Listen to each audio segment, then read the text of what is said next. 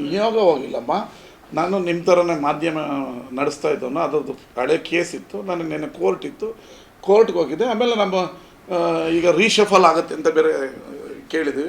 ನಮ್ಮ ಜಿಲ್ಲೆಗೆ 2 ಮಂತ್ರಿ, ಈಗ ನಮ್ಮ ಉಸ್ತುವಾರಿ ಸಚಿವರು ಚೆನ್ನಾಗಿ ಮಾಡ್ತಾಯಿದ್ದಾರೆ, ಇನ್ನೊಂದು ಮಂತ್ರಿ ಕೊಡಿ. ಈಗ ಬೇರೆ ರಾಜ್ಯಗಳಲ್ಲಿ ಹೊಸಬ್ರಿಗೂ ಮಾಡ್ತಾ ಇದ್ದಾರೆ, ಎಲ್ಲ ಮಾಡಿ ಪ್ರಯೋಗಗಳು ಮಾಡಿದರೆ ಆ ಥರ ಪ್ರಯೋಗ ಇಲ್ಲೂ ಮಾಡಿದ್ರೆ ನಮಗೂ ಯಾಕೆ ಆಸೆ ಆಗಬಾರ್ದು, ಇದ್ರೆ ನೋಡೋಣ ಕೇಳೋಣ ಅಂತ ಹೋಗಿದ್ದೆ. ನಾನು ಏನಿದ್ರು ನೇರ, ಈಗ ನೀವು ಟಕ್ಕರ್ ಅಂದರೆ ಟಕ್ಕರ್ ನಾನು ನೇರ ಹೇಳೋದು. ನಮಗೆ ಬೇರೆ ಗಿಲ್ಲೆಯವರು ಬರೋದು ನನಗೆ ಅಲ್ಲ, ನಾನು ಪೂರ್ತಿ ಹೇಳ್ತೀನಿ. ನನಗೆ ಬೇರೆ ಜಿಲ್ಲೆಯವರು ಬರೋದು ಪ್ರಾಮಾಣಿಕವಾಗಿ ನಾವು ನಾಳೆ ಬಿಡೋ ಆಂಜನೇಯ ಗಣೇಶ ಸ್ವಾಮಿ ಅನ್ನೋದು ಬೇರೆ ಜಿಲ್ಲೆಯವರು ಬರೋದು ನಮ್ಗೆ ಗೊತ್ತಿಲ್ಲ. ನಾನು ನಮ್ಮ ಉಸ್ತುವಾರಿ ಸಚಿವರು ಅವ್ರ ಕೃಷಿ ಇಲಾಖೆದೇನೋ ಕಾರ್ಯಕ್ರಮ ಇದೆ ಅಂದರೆ ನಾನು ಡೆಲ್ಲಿಗೆ ಬರ್ತೀನಿ ಅಂದರೆ ಈ ಇದು DCC ಬ್ಯಾಂಕ್ ಅಧ್ಯಕ್ಷರದ್ದು ಆಯ್ಕೆ ಸಭೆ ಸೇರಿದರೆ ಒಟ್ಟಿಗೆ. ಆಮೇಲೆ ದಿನ ಒಟ್ಟಿಗೆ ಇರೋರೇನು ಫ್ಲೈಟಲ್ಲಿ ಒಟ್ಟಿಗೆ ಹೋಗಬಾರ್ದು ಅಂತೇನಿಲ್ಲ. ನಾನು ಕೇಸ್ ಮುಗಿಸಿದ್ವಿ. ಆಮೇಲೆ ನಮ್ಮ ಹೈಕಮಾಂಡ್ ಮೀಟ್ ಮಾಡಿ ನಮ್ಮ ಮಂಡ್ಯದಲ್ಲೆಲ್ಲ 6 ಜನ ಗೆದ್ದಿದ್ವಿ. ಇನ್ನೊಂದು ನನಗೆ ಕೊಡಿ ಅಂತೇನಲ್ಲ, ಬೇಕಾದ್ರೆ ಉದಯ್ಗೂ ಕೊಡಲಿ, ಇಲ್ಲ ಬಾಬು ಬಂಡಿಸಿದೇಗೌಡರಿಗಾರ ಕೊಡಲಿ, ಇಲ್ಲ ನನಗೆ ಕೊಡಲಿ, ಆ ಥರ 2 ಮಂತ್ರಿಗಿರಿಗೆ ಕೊಡ್ತಾಯಿದ್ವಿ. ಇನ್ನೊಂದು ನಮ್ಮ ಜಿಲ್ಲೆ ಕೊಡಿ ಅಂತ ನಾನು ನಮ್ಮ ಅಪೀಲನ್ನು ಹೇಳೋಕೆ ಹೋಗಿ, ನಾವು ಯಾರನ್ನ ಬೇರೆ ನೀವೇನು ಟಿ ವಿಲಿ ತೋರಿಸ್ತಾ ಇದ್ರು ಆ ಥರ ವಿಚಾರಕ್ಕೆ ಹೋಗಿಲ್ಲ. ಎಲ್ಲ ಒಳ್ಳೇದಾಗುತ್ತೆ, ಶುಭ ದಿನ ಶುಭಗಳಿಗೆ ಬರುತ್ತೆ. ಪ್ರತ್ಯೇಕ ಬಣಗಳಾಗಿ ಒಂದೊಂದು ಕಡೆ ಗುಡಿಸ್ಕೊತಾರೆ. ಈಗ ಸತೀಶ್ ಜಾರಕಿಹೊಳಿ ಒಂದು ಕಡೆ ಬಾರ್ ಕರೆದಿದ್ರು, ನೆನ್ನೆ ನೀವು ಡೆಲ್ಲಿಗೆ ಹೋಗಿದ್ದೀರಾ, ಪ್ರತ್ಯೇಕ ಬಣಗಳಾಗಿ. ಸತೀಶ್ ಜಾರಕಿಹೊಳಿ ಅವ್ರು ಹೇಳಿದಾರೆ ನಾನು ಸಿದ್ದರಾಮಯ್ಯ ಅವ್ರ ಬಣ ಅಂತ, ನಾನು ಹೇಳಿದ್ದೀನಿ ನಾನು DK ಶಿವಕುಮಾರ್ ಬಣ ಅಂತ. ನಮ್ಮದು 140 ಜನ ಇರುವ ಸುಭದ್ರವಾದ ಪಕ್ಷ ಸರ್ಕಾರ. 140 ಜನ ಸಿದ್ದರಾಮಯ್ಯವ್ರ ಪರವೂ ಇದ್ದಾರೆ, 140 ಜನ DK ಸಾಹೇಬ್ರ ಪರನೂ ಇದ್ದಾರೆ. ಇಬ್ಬರು ಚೆನ್ನಾಗಿ ಕೆಲಸ ಮಾಡ್ತಾಯಿದ್ದಾರೆ ಜೋಡೆತ್ತಿನಿಂದ. ಅವರಿಬ್ಬರೇ ಊಟ ಚೆನ್ನಾಗಿ ಮಾಡ್ಕೊಂಡು ಆರಾಮಾಗಿದ್ದಾರೆ. ನಾವು ಯಾಕೆ ಮಾತಾಡೋದು? ನಾನು ಕೊಡಬೇಕು ಅಂತ ಹೇಳಿದ್ದೀನಲ್ಲ, ಮೊದಲ ದಿನದಿಂದನೂ DK ಶಿವಕುಮಾರ್ ಅವ್ರು CM ಆಗಬೇಕು. ಆದರೆ ಅದಕ್ಕೊಂದು ಸಮಯ, ಸಂದರ್ಭ, ಗಳಿಗೆ, ಪುಣ್ಯ ಇದು ಬಂದಾಗ ಆಗ್ತಾರೆ ಅಂತಲೂ ಹೇಳ್ತಾ ಇದ್ದೀನಲ್ಲ. ಅದು ದೇವರಿಚ್ಛೆ. ಯಾವತ್ತು ಬೇಕಾದ್ರೂ ಯಾವ ಗಳಿಗೆಯಲ್ಲಿ ಬೇಕಾದ್ರೂ ಬರ್ಬೋದು. ನಾವು ಅವರು ದುಡ್ದಿದ್ದಾರೆ, ನನ್ನ ಕಷ್ಟ ಕಾಲದಲ್ಲಿ ನಿಂತಿದ್ದಾರೆ. ಅವ್ರು CM ಆಗಬೇಕು ಅನ್ನೋದು ನನ್ನ ಮನದ ಹೃದಯದ ಭಾವನೆ. ನಾನು ಯಾವಾಗ ಬೇಕಾದ್ರೂ ಆಗ್ಬೋದು. ಈಗ ಸಿದ್ದರಾಮಯ್ಯ ಸಾಹೇಬರು ಒಳ್ಳೆ ಕೆಲಸ ಮಾಡ್ತಾಯಿದ್ದಾರೆ, ಕೊಟ್ಟ ಮಾತಿನಂತೆ ನಡ್ಕೊಂಡಿದ್ದಾರೆ, ಗ್ಯಾರಂಟಿಗಳನ್ನೆಲ್ಲ ಜನ ಕೊಟ್ಟಿದ್ದಾರೆ. ಅವ್ರನ್ನ ತೆಗೆದು ನಾವು ಇನ್ನೊಬ್ಬರು ಮಾಡಿ ಅಂತ ಹೇಳ್ತಿಲ್ಲ. ಹೈಕಮಾಂಡ್ ಯಾವಾಗ ಬೇಕಾದ್ರೂ ಏನು ಬೇಕಾದ್ರೂ ನಿರ್ಧಾರ ಮಾಡ್ಬೋದು. ಇದು ನಮ್ಮ ಹೈಕಮಾಂಡ್ ಪಕ್ಷ. ಹೈಕಮಾಂಡ್ ಅವ್ರು ಏನು ನಿರ್ಧಾರ ಮಾಡ್ತಾರೋ ಅದಕ್ಕೆ ಎಲ್ಲರೂ ಬದ್ಧ. ಸಿದ್ದರಾಮಯ್ಯ ಸಾಹೇಬರು ಬದ್ಧ, DK ಶಿವಕುಮಾರ್ ಅವರು ಬದ್ಧ, ಸತೀಶ್ ಜಾರಕಿಹೊಳಿ ಅವರು ಬದ್ಧ, ಪರಮೇಶ್ವರ್ ಅವರು ಬದ್ಧ.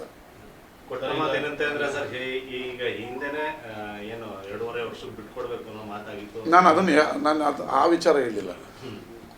ಜನಗಳಿಗೆ ಕೊಟ್ಟ ಮಾತಿನ ನಂತರ ನಾವು ಗ್ಯಾರಂಟಿಯನ್ನು ಕೊಟ್ಟಿದ್ದೀವಿ, ತಿಂಗಳ ದುಡ್ಡು ಹಾಕ್ತಾ ಇದ್ದೀವಿ. ಆ ಮಾತಲ್ಲ ಹೇಳಿದ್ದೆ.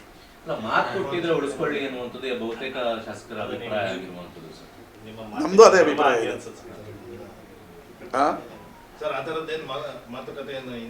ನಾವು ಯಾರು ಇರಲಿಲ್ಲಲ್ಲ, ನಾವು ಸುಮ್ಮನೆ ಊಹಾಪೋಹಗಳಿಗೆ.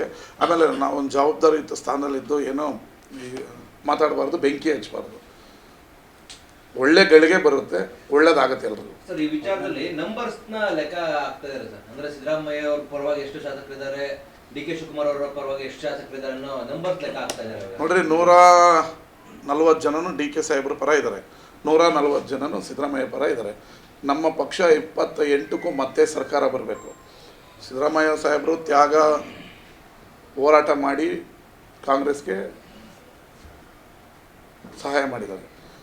DK ಸಾಹೇಬ್ರನ್ನು ಜೈಲಿಗೆ ಹೋಗಿ ತ್ಯಾಗ ಮಾಡಿ ಬೆವರು ಸುರಿಸಿ ಅವರು ಕಾಂಗ್ರೆಸ್ ಪಕ್ಷವನ್ನು ಕಟ್ಟಿದ್ದಾರೆ. ಅದರಲ್ಲಿ ಇಬ್ಬರ ತ್ಯಾಗ, ಬಲಿದಾನ, ಹೋರಾಟಗಳಿಗೆ ಏನು ಪ್ರಶ್ನಾರ್ಹ ಅಲ್ಲ, ಯಾವುದೇ ಪ್ರಶ್ನೆ ಮಾಡೋಕ್ಕಾಗಲ್ಲ. ಆದರೆ ಒಳ್ಳೆ ಸಮಯ ಬಂದಾಗ DK ಸಾಹೇಬ್ರನ್ನು CM ಆಗ್ತಾರೆ. ಬರುತ್ತೆ.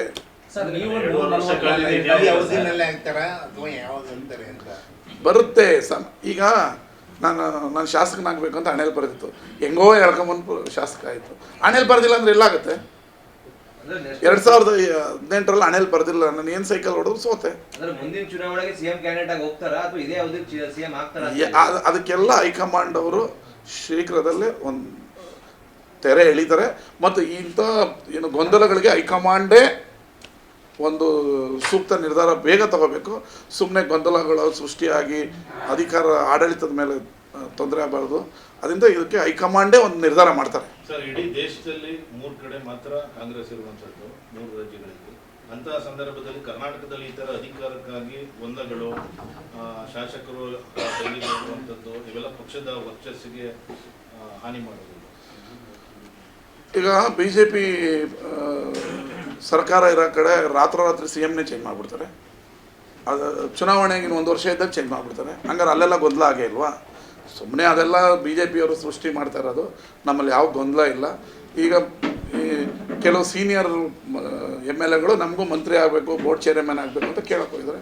ನಾವು ಮಂಡ್ಯಗೆ 2 ಮಂತ್ರಿ ಕೊಡಿ ಅಂತ ಕೇಳಕ್ಕೆ ಹೋಗಿದ್ವಿ. ತಪ್ಪೇನು? ಸರ್, ನೀವು 140 ಶಾಸಕರು ಜೊತೆ ಇದ್ದೀವಿ ಅಂತ ಹೇಳ್ತೀರಾ ಸರ್. ಆದ್ರೆ ಸಿದ್ದರಾಮಯ್ಯನವರೇ CM ಆಗಿ ಮುಂದುವರಿಬೇಕು ಅನ್ನೋಂಥವ್ರ ವಾದ ಬೇರೆ ಇರುವಂಥದ್ದು. ಅವ್ರ ಹತ್ರ ನಂಬರ್ಸ್ ಇಲ್ಲ, ನಮ್ಮ ಹತ್ರ ನಂಬರ್ಸ್ ಇದೆ ಅನ್ನುವಂಥದ್ದು ಅವ್ರ ವಾದ. ಆ ಥರ ಯಾರು ಮಾತಾಡಿದ್ರು? ನನಗೆ ಬಹಳಷ್ಟು ಜನ ಮಾತಾಡಿದ್ರು. ಇಲ್ಲ, ನಮ್ಮ ಹತ್ರ ನಂಬರ್ ಇದೆ ಅಂತ, ಅವ್ರ ಹತ್ರ ನಂಬರ್ ಇಲ್ಲ ಅಂತ ಯಾರು ನನಗೆ ಗೊತ್ತಿರೋದು ಮಾತಾಡಿಲ್ಲ. ಊಟ ಈಗ ಒಟ್ಟಿಗೆ ಕೂತು ಊಟ ಮಾಡಿದ್ರೆ ನೀವೇನಂತೀರ? ಸಿದ್ದರಾಮಯ್ಯ ಬಣ ಊಟ ಮಾಡಿದ್ರು ಅಂತೀರ. ನಾವು ನಮ್ಮದೇ ಕೆಲಸಕ್ಕೆ ಡೆಲ್ಲಿಗೆ ಹೋದರೆ DK ಬಣ ಡೆಲ್ಲಿಗೆ ಹೋಯ್ತು ಅಂತೀರ. ಇದು ನೀವು ಮೀಡಿಯಾದಲ್ಲಿ ಸೃಷ್ಟಿ ಮಾಡ್ತಾ ಇರೋದು. ನಮ್ಮಲ್ಲಿ ಯಾವ ಬಣ ಇಲ್ಲ.